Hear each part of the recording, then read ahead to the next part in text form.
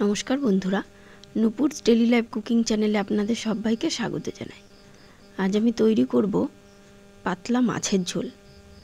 आमी तार जोन्नो नियेछि रुई माछ। आमी आज पातला झोलटा करब आलू पटल और सजने डाटा दिए। गरमेर दिने এই রেসিপিটি খেতে खूब भालो लागे।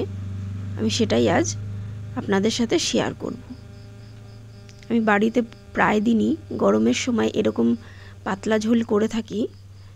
आमी केमन भावे करी सेटाई आपनादेर संगे शेयर करछि। आमी कड़ाईते तेल दिए माछगुलो दिए दिएछि। माछगुलो आमी हलुद और लवण माखिए भेजे निচ্ছি।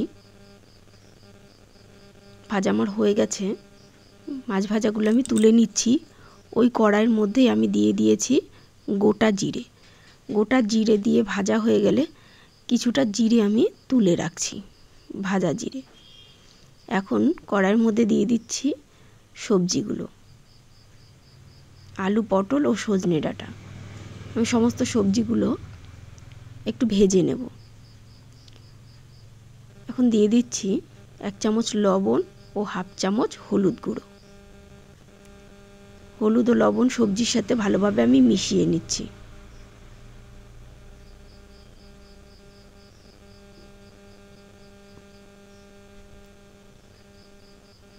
मेशानो आमार हये गेছে।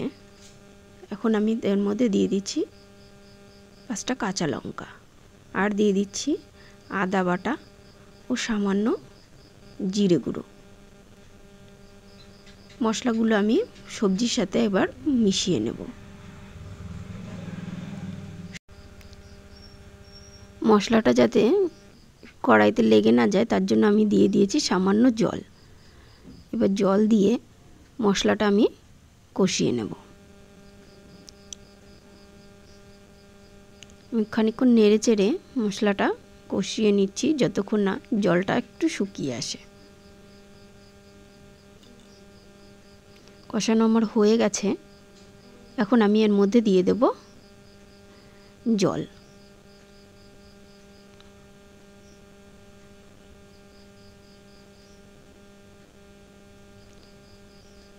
জল আমি দিয়ে দিয়েছি।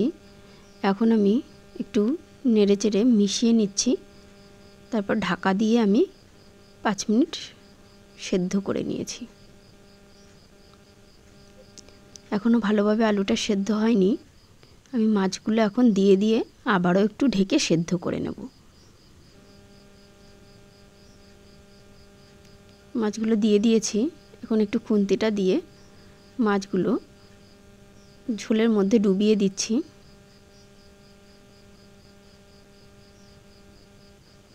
এখন আমি ঢাকা দিয়ে আবারও কিছুক্ষণ সবজিগুলো সেদ্ধ হতে দেব। আবারও 5 মিনিট পরে আমি ঢাকা খুলে এখন দেখে নেব সবজিগুলো সেদ্ধ হয়েছে কিনা। আলুটা সেদ্ধ হয়েছে ভালোভাবে।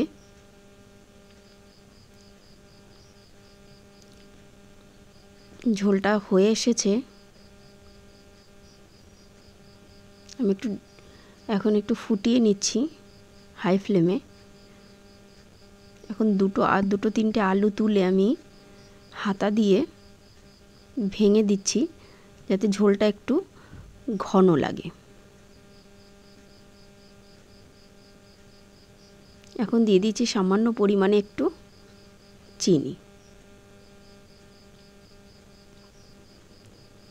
এখন আমি এর মধ্যে দিয়ে দিচ্ছি ভেজে রাখা জিরেটা আমি একটু গুঁড়ো করে এর মধ্যে দিয়ে দিচ্ছি।